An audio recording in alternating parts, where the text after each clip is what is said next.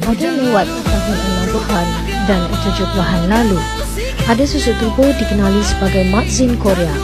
Mak Zin Korea atau Mak Zin Zakaria adalah bekas gedebel legend yang amat disegani kumpulan-kumpulan Samsing ketika itu. Menariknya pada lelaki ini adalah kisah kehidupannya yang dikenali sebagai ketua mafia, namun dijentik hidayah dan berhijrah kepada seorang pencinta agama.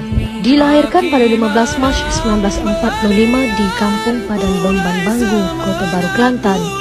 Usaha menjejaki rumah arwah Mak Zin Korea hampir 2 minggu berhasil dengan bantuan seorang rakan Ahmad Faris Abdul Halim dan guru sekolah kebahasaan SK Mentuan Azhar Nurudin Mat.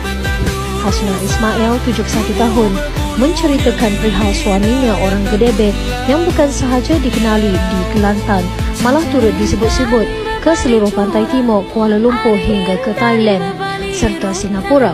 Ada juga yang mendakwa Mak Zin turut dikenali hingga ke Korea.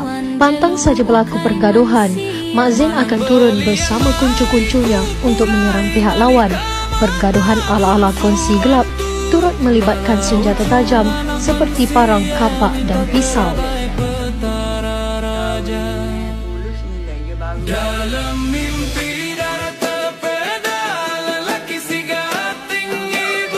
Hasnah turut menyuarakan perasaan peliknya dengan kehadiran kami di rumah itu kerana tiada tamu yang berani bertandang akibat gerun akan sifat gedebel Allahyarham.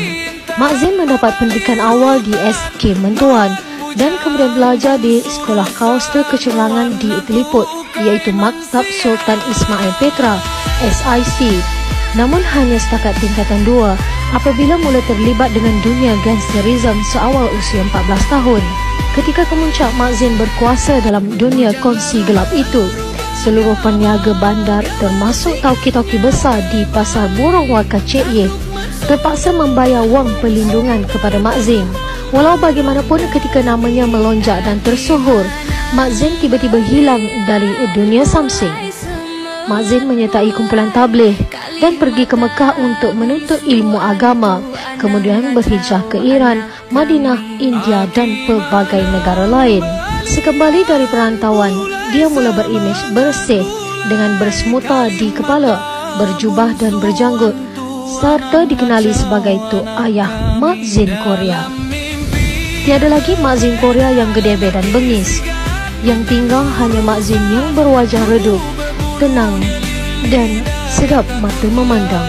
Dia membina sebuah madrasah tahfiz di kampungnya. Penghujung usia dihabiskan dengan beramal ilmu agama. Mak Zin akhirnya